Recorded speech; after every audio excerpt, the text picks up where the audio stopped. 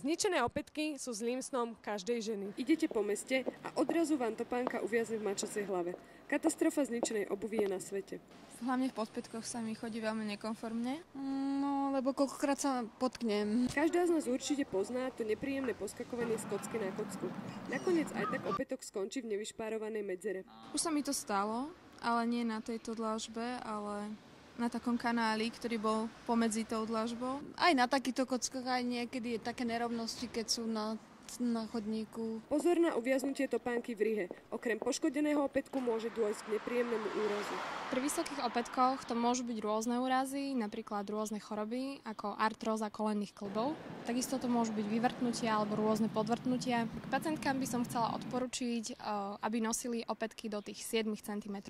Máme pre vás niekoľko rád, ako ušetriť krásne topánky.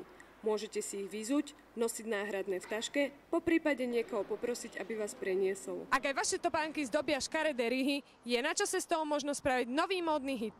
Pre redaktorskú školu Alexandra Bobeková.